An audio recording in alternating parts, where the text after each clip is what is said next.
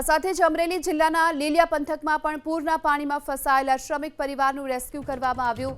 લીલિયા તાલુકાના બાવડી ગામની સીમમાં શેત્રુંજી નદીના પાણી ફરી વળ્યા હતા, જેના કારણે એક શ્રમિક પરિવાર ફસાયો હતો। ચારે તરફ પાણીથી ઘેરાઈ ગયેલા આ પરિવારે પોતાનો જીવ બચાવવા માટે મકાનની છત પર આશરો લીધો। મદદની રાહ જોઈ રહ્યા હતા। શ્રમિક પરિવાર પૂરના પાણીમાં ફસાયો હોવાની માહિતી પ્રશાસનની ટીમને મળી।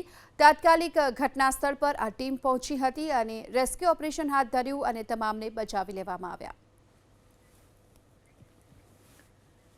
આ સાથે જ અમરેલી જિલ્લાના ધારી પંથકમાં મેઘરાજાનો પ્રકોપ જોવા મળ્યો, કારણ કે ભારે વરસાદના પગલે સમગ્ર ધારી પંથક જળમગ્ન થઈ ચૂક્યો છે।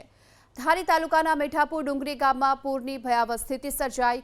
ઉપરવાસમાં પડેલા ભારે વરસાદને કારણે મોરસુબડા ડેમમાંથી પાણીની જોરદાર આવક થઈ અને ડેમ સંપૂર્ણ ભરાઈ ગયા બાદ તેના પૂરના પાણી ધસમસતા વેગે મીઠાપુર ડુંગરી ગામમાં ઘૂસ્યા।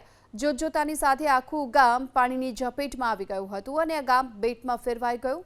ગામના રસ્તા જે નીચાણવાળા વિસ્તારો છે ત્યાં પણ પૂરના પાણી ફરી વળ્યા। સ્થાનિક લોકો પોતાના ઘરોમાં ઊંચા સ્થાન પર કેદ થઈ ગયા। અચાનક જ આ પ્રકારે પાણીનું સ્તર વધી ગયું હતું। મહિલાઓ, બાળકો સહિત કુલ 68થી વધુ લોકો પૂરની વચ્ચે ફસાઈ ગયા હતા।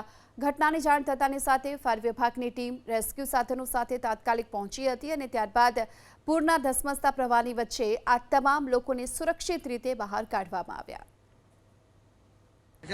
આપણે મીઠાપુર ડુંગરી ગામમાં વધારે પાણી આવતા પ્લોટ વિસ્તારમાં વધારે પાણી હતું અને અમારે અમરેલીથી ફાયર બ્રિગેડની ટીમ આવેલી અને જેણે 68થી વધારે લોકોને રેસ્ક્યુ કરેલા છે અને ગામજનોનો સપોર્ટ સારો મળ્યો અને ફાયર બ્રિગેડનો ખૂબ ખૂબ આભાર મીઠાપુર અને મીઠાપુર ગ્રામ પંચાયત વતી।